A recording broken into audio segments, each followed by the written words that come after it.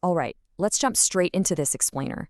We're focusing squarely on Module 4 today, which is all about the actual authoring of your Contamination Control Strategy, or CCS.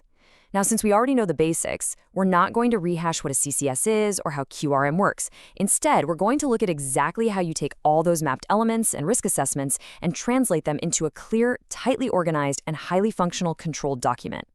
We're moving completely away from that unmanageable mega document approach, and instead, we're going to architect a true master strategy that actually serves your site. But before we get into the nuts and bolts of the structure, we have to call out the ultimate pitfall, the absolute worst-case scenario, this static binder. You know the one. It gets exhaustively written, approved exactly once, and then just left to rot on a shelf because it is way too bloated to ever update. We've got to avoid this at all costs.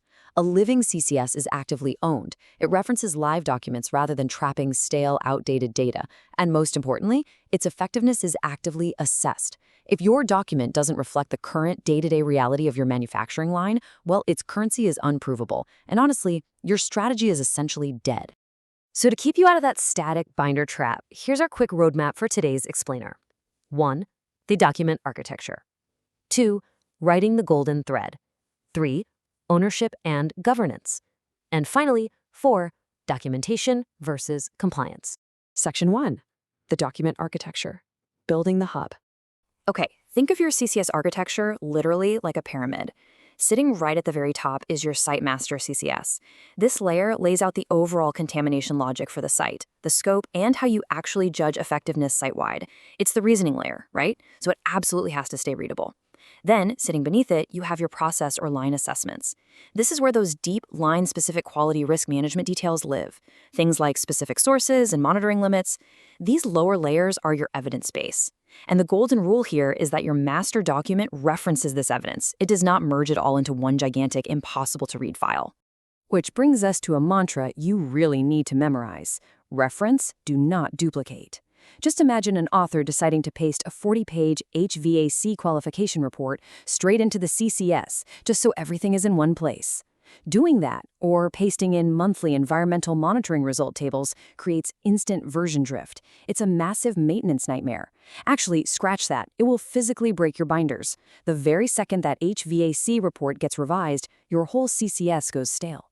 So instead, cite those reports by their ID and version. Point to your EM program, not its live data tables. By referencing documents, your strategy stays perfectly current because it's always pointing to the live originals. Section 2. The core skill, writing the golden thread. Now, we're getting into the beating heart of it all. Every single claim in your CCS has to follow this exact 5-step golden thread. Writing this document means reasoning on the page, and this thread is its spine. First, you name the specific risk based on your QRM. Second, state the control that addresses it. Third is monitoring. What provides evidence for that control and makes it checkable? Fourth is effectiveness. Remember, the Annex 1 standard requires effectiveness to be actively assessed, not just assumed. So detail exactly how signals are aggregated to prove the control actually works. And fifth, review. State your review cycle and the specific triggers that would force a reevaluation. Look at this. This brilliantly illustrates a complete golden thread statement in action. Let's break it down piece by piece. We've got the specific risk, operator microbial shedding at intervention, which references back to RA07. Then the control, qualified gowning, the monitoring, personnel EM, the effectiveness, judged by stable in-limit trends, and finally, the review, annually. See how every single link is present? It's specific, and it's tied together into one continuous, airtight argument. This is exactly what it looks like when a strategy is authored well. And wow, there's a stark contrast when you compare weak and strong authoring. A really common trap is just vaguely listing controls without any real justification, writing something like, gowning is required, or controls are in place. I mean, that's incredibly weak. There's no named risk, zero justification, and let's be honest, that sentence could apply to literally any site in the world. Authoring a true CCS means fiercely justifying your controls. A strong statement names the exact risk, is hyper-specific to your actual line, and grounds itself in QRM. Specificity is for sure the absolute tell of a functional strategy.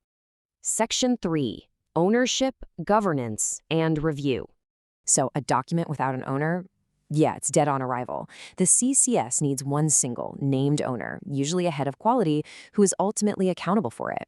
But hear me out on this. Cross-functional authorship is absolutely non-negotiable. If someone in QA tries to go rogue and write this whole document in a vacuum just to save time, they're going to completely miss the technical reality of the line. QA integrates the whole thing, sure, but the microbiology SME has to own the EM design.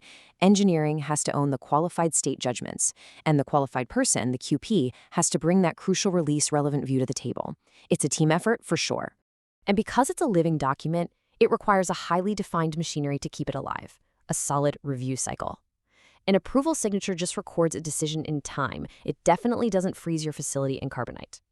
On a 1-month cadence, you should be gathering your signals, like EM trends or CAPA closures. Hit the 6-month mark? You're looking at triggered reviews based on events, like a line change, or maybe a major grade A excursion.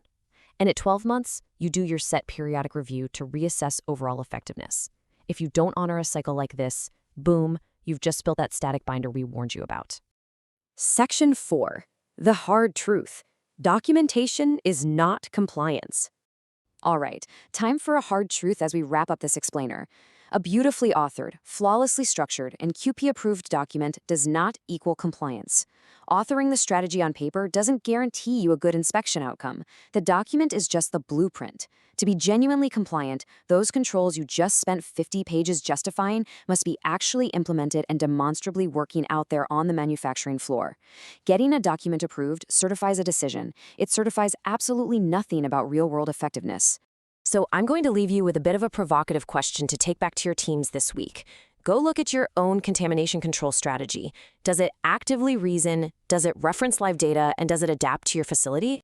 Or is it just a static binder, sitting on a shelf, stuffed with outdated, copy-pasted reports, just waiting to become obsolete the very day after it was approved? Make sure you are out there authoring a true living strategy.